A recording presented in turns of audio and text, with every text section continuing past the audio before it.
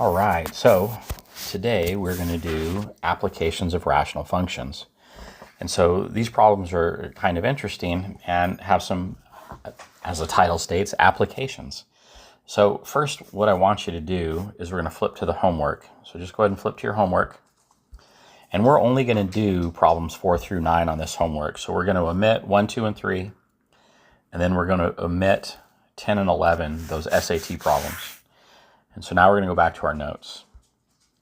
And we kind of abbreviated these notes a little bit. We're going to skip this whole first page. All right, so we're going to skip this whole first page, these mixture problems. And we're going to go to the second page, the back page, and we're going to do this work problem. That's what we're going to start with. So these work problems are kind of fun and interesting and honestly pretty easy. And so what they do is they will tell us like how long it takes like one group of people and add like a second group of people to do a particular job. So like the example I use is I have a big yard. I can mow my lawn in 90 minutes. If my son helps me mow the lawn, working together, we can mow the lawn faster. So this will allow us, like if we know how long it takes him to mow the lawn, we could figure out how long it would take the both of us working together to mow the lawn. And so they work, and it's the same basic formula, whether it's like my son and I mowing the lawn together, or it's like a pump, say trying to drain a swimming pool, and you want to add pumps. You want to add a second pump or a third pump and figure out how long it's going to take the swimming pool to drain. These are all the type of problems. And so our formula is pretty basic. And again, we're on the back page on work problems. We're going to write our formula down here in this work area. So it's 1 divided by t sub 1. That's the start of our formula. And so t sub 1 is the time it takes a person, I'm going to say, or a group, or a machine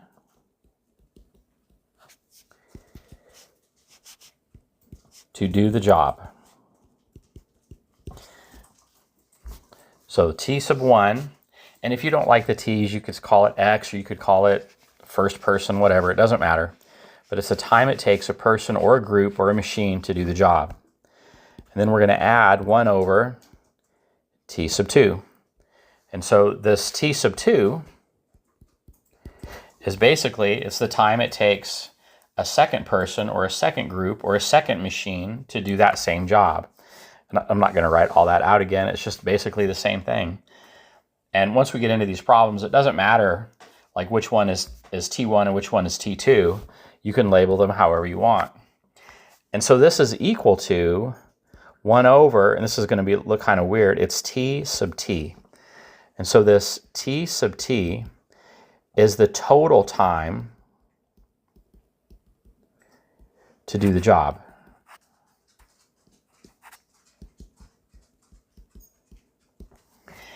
And that t sub t, it is not like t sub 1 plus t sub 2. It's some other number. We're going to figure that out.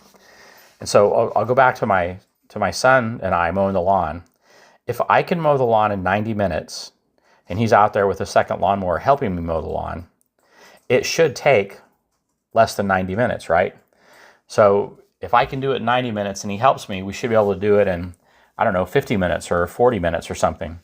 But if it takes the both of us working together, like, I don't know, 200 minutes, that means probably there's a math error somewhere, or like he's terrible at mowing a lawn, he's slowing me down. But the reality is there's going to be some type of problem. So there's our formula. Let's come up here and take a look at our first problem. So example 5.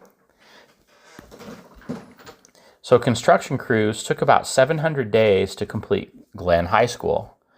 Well, so we had one crew, right? And there's a whole bunch of guys. So that sounds like our t sub 1. That's the time it took them. Now, if you add a second crew, the construction is going to be completed in 525 days.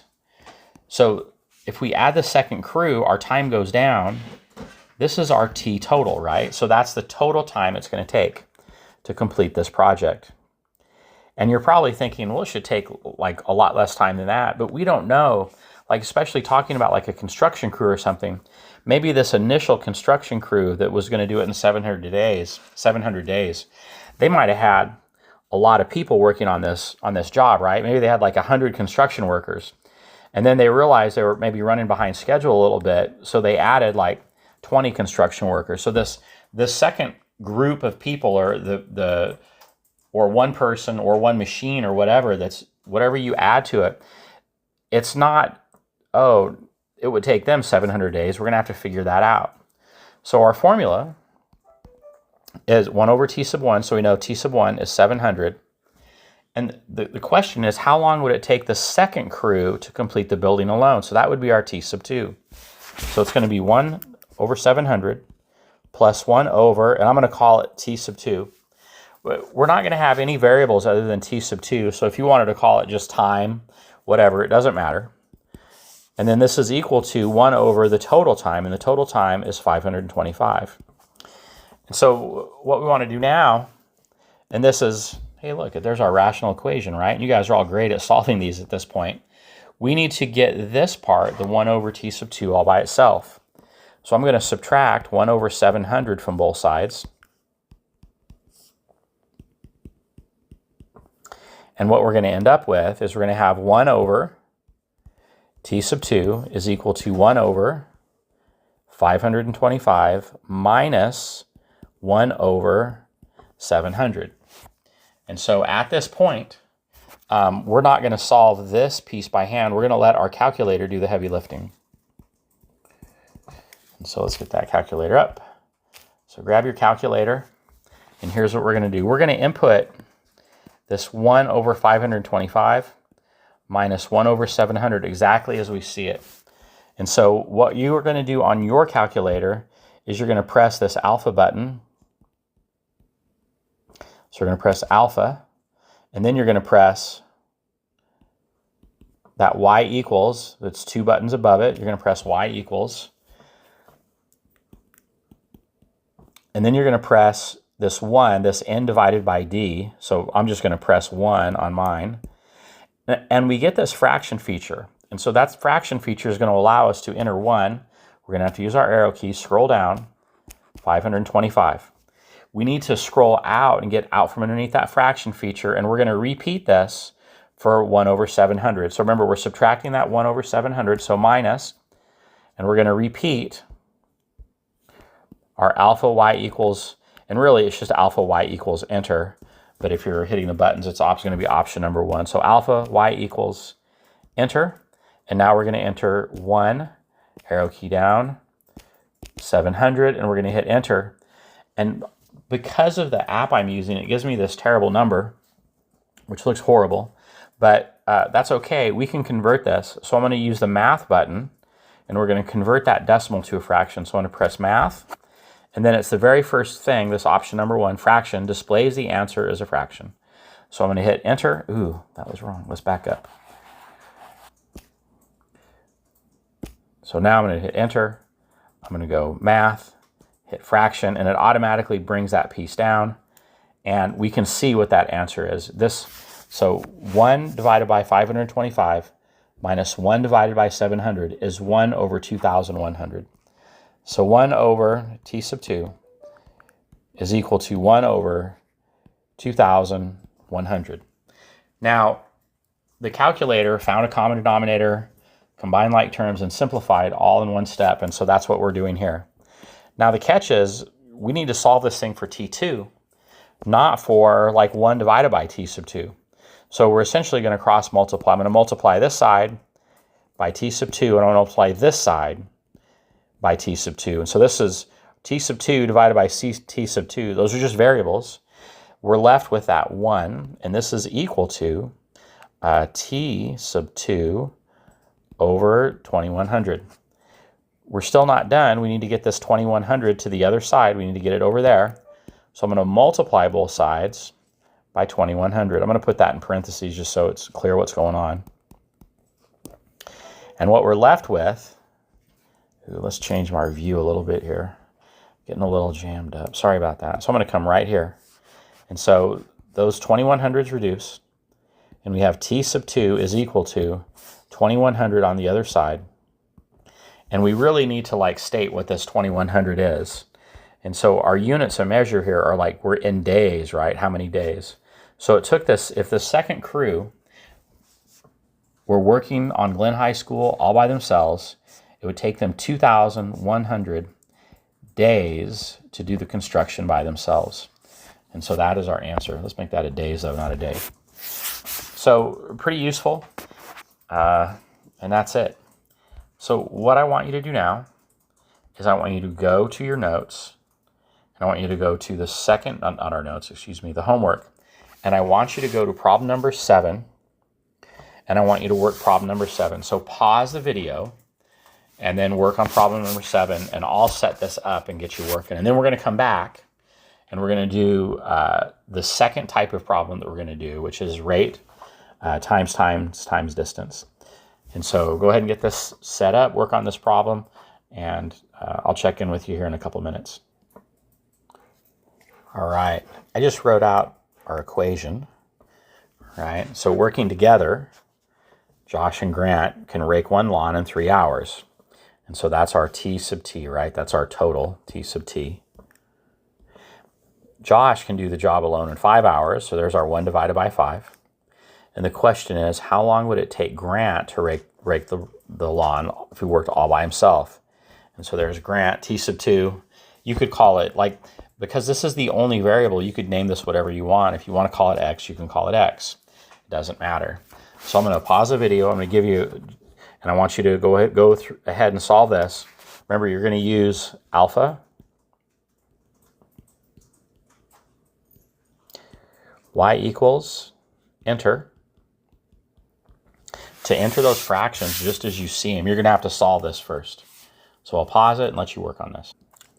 All right, so we're back. And I went ahead and set it up over on my calculator. You could see what we did. First, I took this 1/5 and I subtracted it from both sides.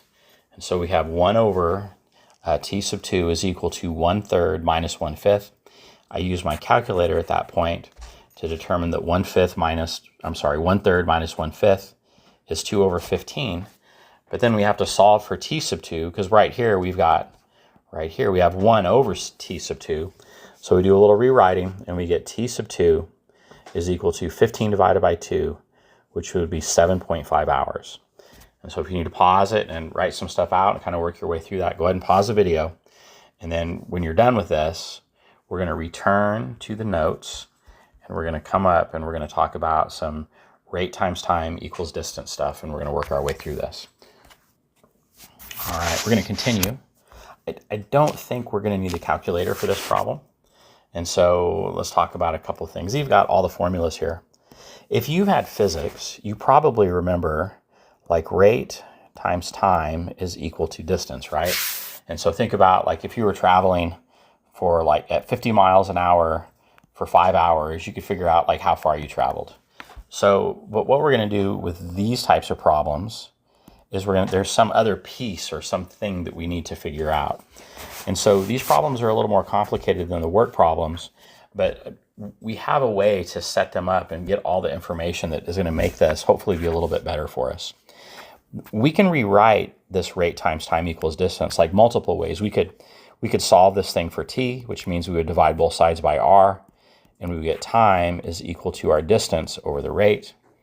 We could solve this thing for r, right? We could solve it for r, which means we're dividing both sides by that time, and we could get r is equal to distance over time. And so we're going to rewrite this equation, rate times time equals distance, maybe multiple ways depending on what we want to do with the problem. And so the first part of any of these word problems is we're going to have to read the question carefully and figure out like, what do we know? What don't we know? What pieces of information do we have? So Kai is canoeing and his rate in still water is 6 miles per hour. So like he's in a pond that's not moving, he can paddle that canoe at 6 miles per hour. And so if it takes Kai 3 hours to travel 10 miles round trip, assuming a constant rate of speed, determine the rate of the water's current, right? So we're trying to figure out how fast, like if he's in a river or a stream, like how fast is this water moving? And so what we're going to do is we're going to build a chart. And our chart, and we don't want to take up like tons of room, but our chart, and I'm starting right where I am intentionally. That's where I want you to start. We have our, but let's use writing, rate. And then we have, and I'm leaving some space like this intentionally. It doesn't have to be much more than this. Time and distance. And so we're going to create like this box, right? So we're going to draw a line. I'm going to draw a line. Draw a third line. We're going to fill this box in. Okay. So he's canoeing somewhere, and there's some type of current. I'm just going to use some space right here. So like he's in this river, right? And he's canoeing this way. And I want you to think about this. If you've ever been rafting or inner tubing or anything like this, right? So he's in a river, and if the current is going this way and he's paddling that way, is he going faster or is he going slower? Like think about that. And if you've never been in a river or anything like that, think about like if you've ever been at the mall and you've been on an escalator or at an airport, those moving walkways. And so you get on a moving walkway, and if you're like, and the walkway is moving like with you, and you start walking the same direction that walkway is moving, you walk a lot faster. And so it's like the speed, your speed plus the walkway speed, they add together and you go fast. And then if you're going against that moving walkway, or you're trying to, like you see little kids at the mall, they'll try and run up the down escalator. So you're going to go a lot slower, right? Because you have to overcome the speed of either the river or that moving walkway to gain any traction and make any headway. So this box right here is going to be for, we're going to say up the river. So this is going against the current. And this is going to be down the river.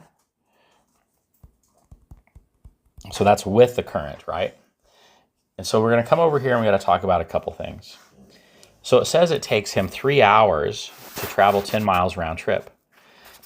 If he's traveling round trip, that means like he goes up the river and then he comes back down the river, the same distance, right?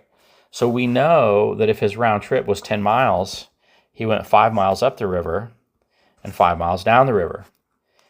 Now, this 3 hours is misleading. This 3 hours, it's not like 3 hours and 3 hours, right? And it's not like 1.5 and 1.5, because think about it, if he's going up the river, he has to be going slower. So there's something going on here. The river is working against him, or the river is helping him. So this time is unknown. We know the total time was 3 hours. So we're going to come back to this time chart. Let's figure out this up the river and down the river. They told us that in still water, he can travel 6 miles per hour. So if he's going up the river, so 6 miles an hour is what he can paddle, and he's going against the current. So his 6 miles, we're going to subtract, and I don't really care, like the variable, I'd probably say 6 miles minus the current, or 6 miles minus R. So R would be like the speed of the river, right? So we're trying to figure out how fast this water's moving. And then we've got, if he's going down the river, that would be his speed plus the speed of the river. So that's 6 plus R, 6 minus R. And if you're unsure of where those values came from, just pause the video and think about this for a second.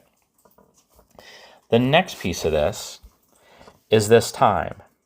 So we need to take this 3 hours and we need to like figure out our time. And remember I said we have these formulas, right? Rate times time is equal to distance. Well, the piece that we're missing out of this is the time. We know it took him 3 hours, but we're going to have to figure out what's going to go in these time blocks, right? And to do that, we're going to divide both sides by R. And we get time is equal to distance divided by rate. Distance divided by rate. So, and this seems a little bit weird, but these are giving us some variables that we're going to be able to solve, right? So his time going up the river It's our distance of 5 divided by his rate, which is 6 minus r. Down the river is 5 over 6 plus r. That was a terrible plus. 6 plus r. And so we've set this up. We've got our little chart filled in that's going to help us like organize our thought process here. So the thing that we need to really do now is we need like an equation. And what makes these difficult is all these equations for these problems can be different, but this setup is going to be the same. So here's what we've got. We know that, let me just erase a little bit of this, to go up the river, so time up, plus the time down, the time up the river plus the time down the river has to be 3 hours. So that gives us our equation. That's going to allow us to write an equation. We know, and I'm coming over here, I'm going to write my equation right here. Don't take up tons of room because we're going to have to do a little bit of work here. We know that his time going up the river is 5 over 6 minus r. So that's our time up the river. Plus however long it took him to go down the river. So 5 plus 6 plus r. So that's his time, and those don't look like times, but they're how we're going to solve this. We know that this has to be equal to 3 hours. I'd like you to take a look at this and figure out like how we're going to solve this. And this would be like our 6.6 solving rational equations. And so I'll give you a minute. All right. So what we're doing is we're going to clear these fractions out, right? So that means I'm multiplying by the common denominator of 6 minus r times 6 plus r. And hopefully you're looking at that 6 minus r and 6 plus r and thinking, man, that looks awfully familiar. And hopefully it does look familiar. So, because that would be a difference of 2 squares. And we're going to use that knowledge in a little bit. So remember, we're multiplying term by term. So all the way through, and I'm going to write this all the way out for us. So here's what we start with. This becomes 5. We're starting right here. 5 times 6 minus r times 6 plus r. Ooh. And I'm going to write that 6 minus r. I'm going to line those up, 6 minus r. And then we're moving to our next term, which is our 5, and we're multiplying by that common denominator of 6 minus r times 6 plus r. And again, I'm going to line that 6 plus r up with the 6 plus r. And then this is going to be equal to 3. Now, because we're multiplying this 3, right? I know that's a difference of 2 squares, and that fits my formula, right? A squared minus b squared is equal to a minus b times a plus b. And so this is the form it's in now. I need to put it back in that form. And you could FOIL this out and you'll get the same answer, but I'm just going to use my knowledge of that formula to write this. We're going to open a set of parentheses as 36 minus r squared. And so that's going to save me a little bit of time later, because we know when we start moving things around, we're going to have to, we have to undo all this multiplication. And so I'm going to come back over here and we're going to start simplifying. I know right there, those 6 minus r's reduce. And if I go to that second term, the 6 plus r divided by 6 plus r, that reduces to 1. And so we're going to come back to this first thing right here. This 5, now it distributes to the 6 and to the r, so we get 5 times 6 is 30, and we get 5 times r is 5r. We're going to move to that second term. We're going to do 5 times 6 is 30, and then 5 times negative r is negative 5r. Ooh. And on the other side, I'm just going to leave this exactly as it is. I'm not going to distribute the 3. You can distribute the 3. It just might make your life a little bit tougher later on. But I'm hoping that we can divide both sides by this 3 at some point and reduce. You can't always do this, but that's something you want to look out for. So this would be 3 times 36 minus r squared. And so we're going to come back, combine like terms. I've got a 30 and a 30. That's going to give me a 60. And I've got 5r. I'm going to take away 5r's. So if I have 5 and I take away 5, we don't have any more r's on this side. So let's see where we are here. I'm going to take, oops, sorry about that. I'm going to take, I guess we'll just go down one more line. We have 30 plus 30 on this left side gives us 60. And this is equal to 3 times 36 minus r squared. Now, I realize that 60 is divisible by 3, so I'm going to divide both sides at this point by 3. And I'm going to come, sorry about the arrows, we're going to come right there. And so we're going to write our next steps right here. So I have 60 divided by 30 is 20. And this is now, once we divide both sides by 3, the right-hand side becomes 36 minus r squared. So kind of looking at this, all I've got is that r squared. And so think about like our solving strategies, right? If you have, like, we have ax squared plus some constant is equal to 0. That means we need to move that constant to that other side, divide by a, and then we're going to use properties of square roots to solve this. Now, if it had another term, right, if this was like ax squared plus bx, and even if we didn't have that constant, now this is going to be a factor. We have to set this thing equal to 0, and we have to factor something out of there to try and solve it. And in this case, the ax squared plus bx, we factor an x out. So just different strategies. So I'm going to, I guess, we're going to get r squared, negative r squared by itself. I'm going to subtract 36 from both sides. And so that's going to give me, on the left-hand side, negative 16 is equal to negative r squared.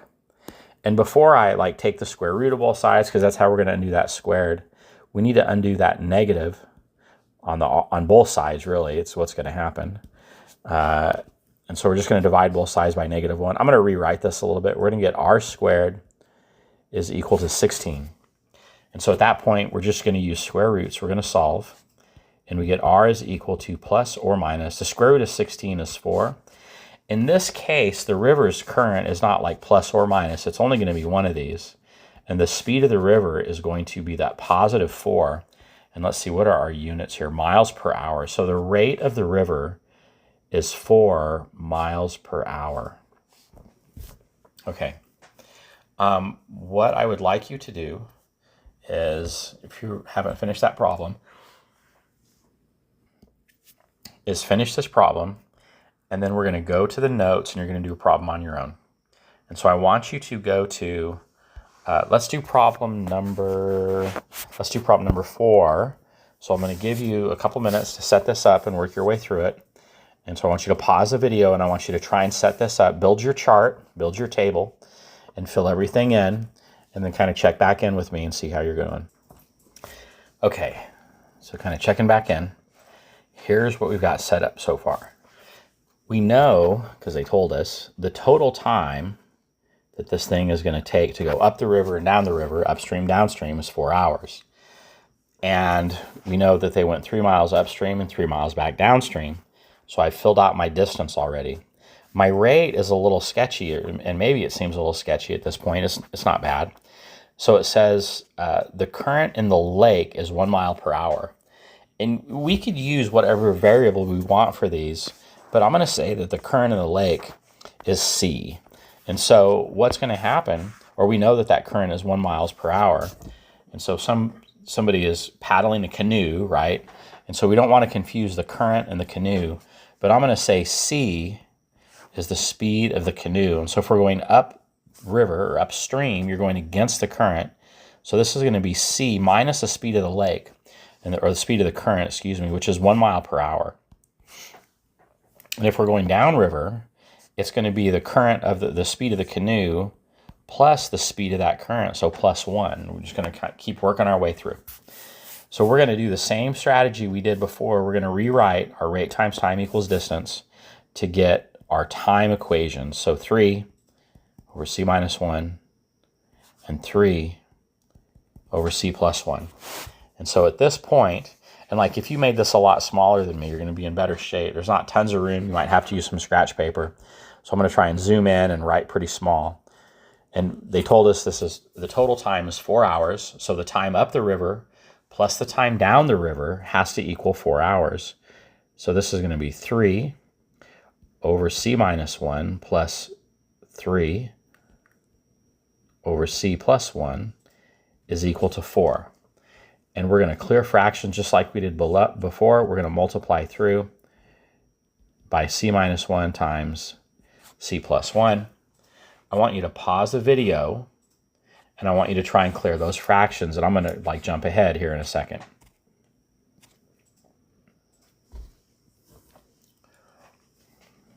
Okay, so we're distributing, and I'm going to kind of speed things up a little bit here, hopefully.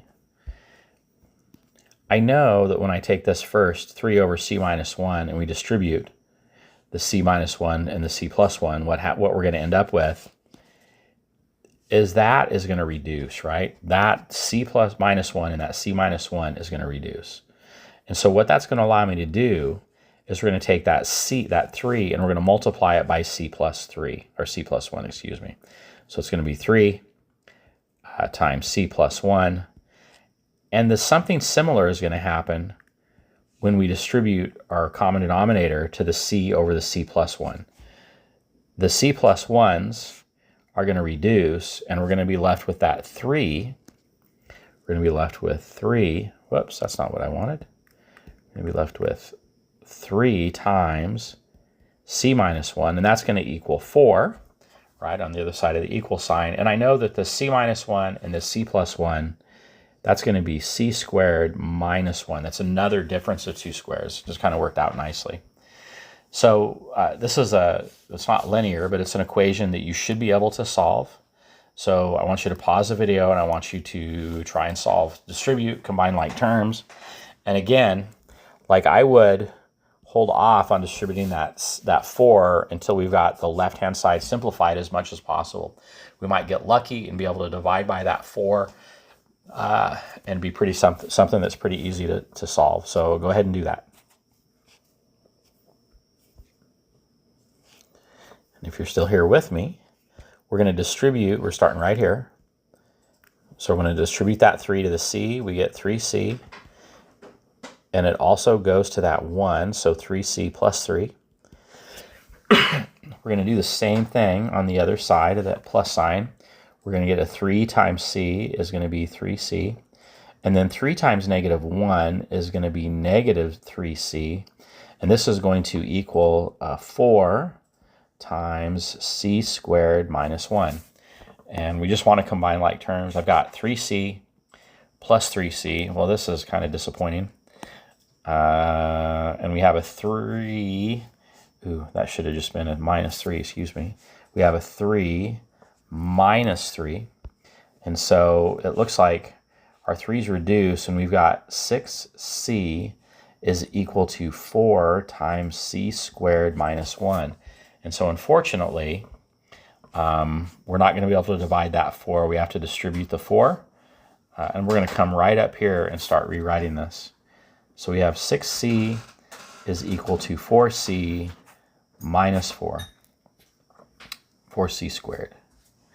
So we have a quadratic, that quadratic term, that c squared, and that linear term, that 6c. So we need to move the 6c to the other side, and we need to factor. So we're going to end up with 0 is equal to 4c squared minus 6c minus 4 is equal to 0. And so this is factorable. You could factor a 2 out to start with if you wanted. I think you guys are all pretty great factors. So I'm going to pause the video. I'm going to let you factor this and get solutions. And so when you're ready to check your work, check back in. Okay, so I factored this as just factors, right? 4c plus 2, and then c minus 2. Remember, we're solving. We're going to set each factor equal to 0 and solve. And so we'll start with this first one, 4c plus 2. And we're going to subtract 2. So we get 4c is equal to 2. We're going to divide by 4 and get c is equal to 2. It should be a negative 2, excuse me. Negative 2 over 4, or negative 1/2. And so that's one solution. Our second solution, We're going to look at the second equation, c minus 2. We're going to add 2 to both sides, and we get c is equal to positive 2. Only one of these two equations is going to work. One of these solutions is going to work. And so I'm going to throw away that negative solution, and our final answer is c is equal to 2. We really do need to throw some units on it. And so we're talking about, let's see, miles per hour. So our units could just be mph, miles per hour. So that's it. I want to talk a little bit about question number 5, so you can see kind of how these things get tricky. And I realize there's not tons of space in this box. If you need to use that space down there, that's fine, or get a piece of scratch paper, just as long as you turn all your work in. If you just give me an answer, that's not going to work. And so the speed of a stream is 6 miles per hour, so we know how fast the stream is going. So that's the rate. And a boat travels, so this one, the boat travels 94 miles downstream in the same amount of time, in the same time that it takes to travel 47 miles upstream. And so they want to know, what is the speed of the boat in still water? So our distance upstream and downstream are not the same. So they go a lot farther downstream than they went upstream, but the times are the same. So once you build your chart and you start writing your equations, the setup for this one is so different. What it's going to be is, because it's the same time, it's like the time to go upstream is equal to the time to go downstream. And we don't know what those times are, but we're going to rewrite it just like we did these other problems. And so if you're still with me, if we're looking at like example 4, if this was set up the same way, you would set these two equations, our time equations, equal to each other, and then we would solve. And I will leave that to you. I hope you guys get this done. This homework is going on the next marking period. You have the rest of the class period to work on your Delta Math, and hang on to your Delta Math work. You can turn that into me on Thursday when I see you. Okay, good luck.